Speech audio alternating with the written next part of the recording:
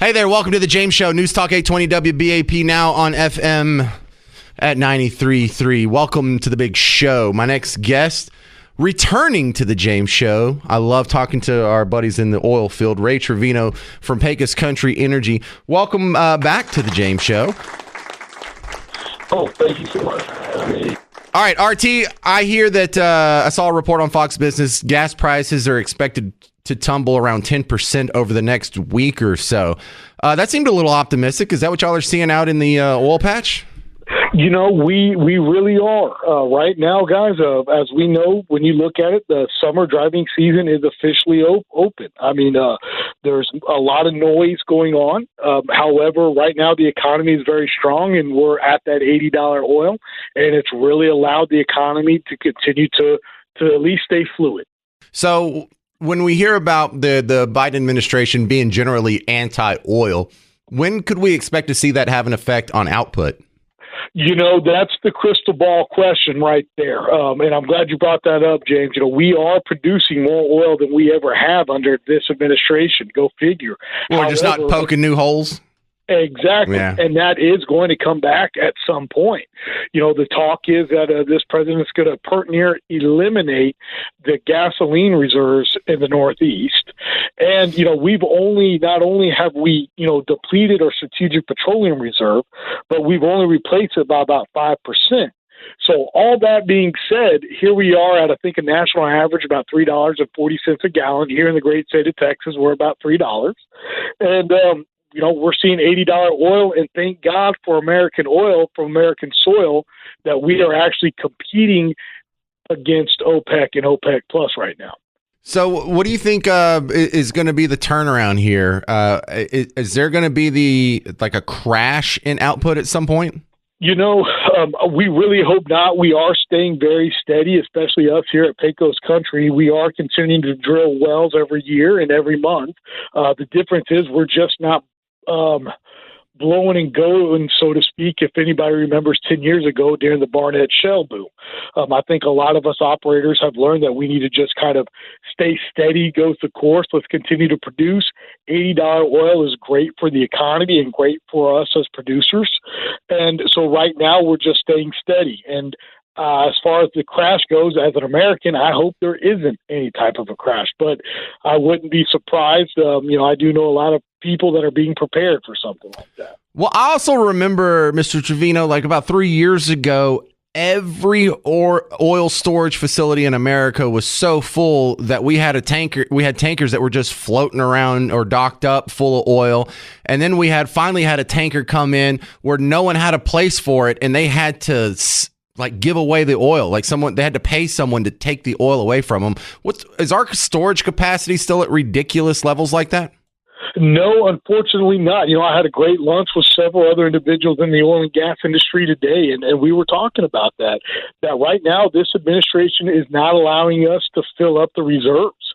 You look at places like Corpus Christi that are getting ready to handle even more super tankers that'll just even allow more from the Middle East of oil to come into our refineries, and yet we're not doing anything with it from a political standpoint to refill those reserves.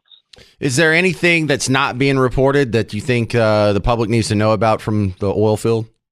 I think what they really need to know is that what oil production we have today and what wells are being drilled is what's keeping the price at $80.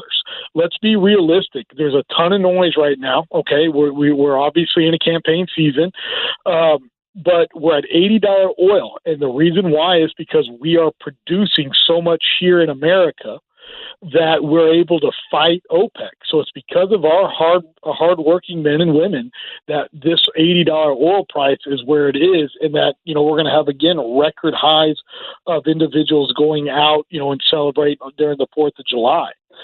It's really just something I think everybody needs to know. RT, I heard another analyst on the morning show on WBAP this morning say the Barnett Shale has been largely locked out. What did he mean by that? been a God's gift as far as I'm concerned, and a blessing to all of America. It actually also woke up OPEC to notice that, hey, America is as strong as they are. But probably, and again, unfortunately I didn't listen, but, the Barnett Show also has a lot of natural gas, and we still are at historic lows at natural gas prices, even though we're at $3 right now, but unfortunately, due to the price inflation that, broadly adding these high prices, we're not really seeing that in our natural gas space, which again contributes to the fact that, hey, we are just producing so much natural gas across America that, supply and demand 101, right? So we've got too much of it. All right, Pecos Country Energy, RT Trevino, thank you very much. Thank you. Hey there, welcome to the James Show. News Talk 820 WBAP, now on FM at 93.3. If you could take a minute from your debate prep here, you might want to pay attention to how much of your life can get hacked. The more we automate these things, we're just having all sorts of doors opening for hackers. It used to be you had to worry about people hacking your computer. Then you had to worry about people hacking your phone. Now you got to worry about people hacking your car, and it kind of sounds like it might be a big deal. Joining me on the James Show now, Chief Information Security Officer Royce Marcos. Tell me, how easy is it to hack a car?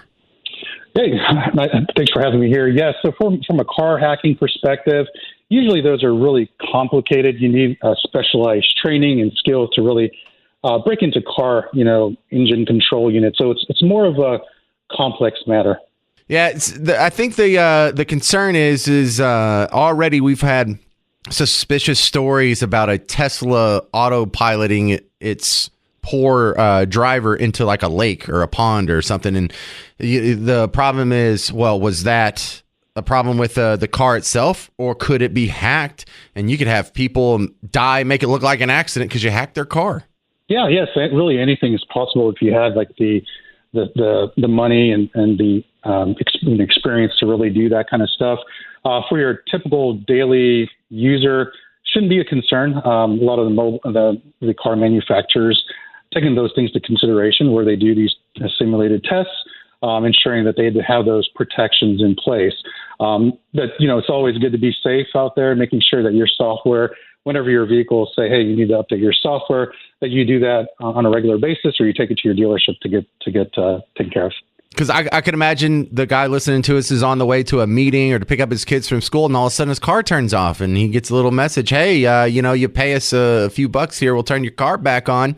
If something happens like that, whether it's to your phone or your car or your computer, do you recommend just paying the ransom and getting it over with? Yeah, so when we talk about paying ransom, usually from a government perspective, it's always advised not to, right? Because you never want to pay that ransom, and you have, it's like a 50-50 crapshoot whether they're actually going to give your data back or not. And usually once you do that, the hackers know, hey, we were able to do it once we got paid. They're going to keep banging on the door to make sure, see if they can get in, and they know they can get payment again, right? So you want to take business consideration when doing that. We heard about in the news of huge casinos. One may have paid the ransom, others didn't. So at the end of the day, it's a business decision on how fast you get your data back, and whether maybe if you get your data back. So what are software companies doing to stop this? When viruses started happening, we now have virus shields or antivirus software. Is there some sort of anti-ransom or anti-hack software that's along the same lines? Yeah, absolutely. Your security teams are getting smarter. They're using AI now. The same tools that the bad guys have, the good guys do have as well.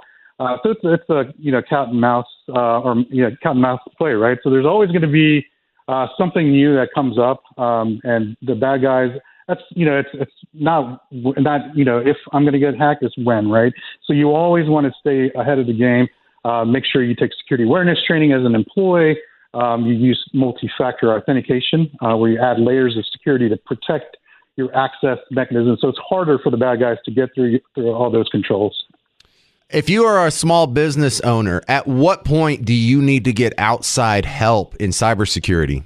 Right. So if you go through a major incident where you do get a ransomware type attack, for obvious reasons, you need to reach out to a cybersecurity firm ASAP and ensure you notify law enforcement right away.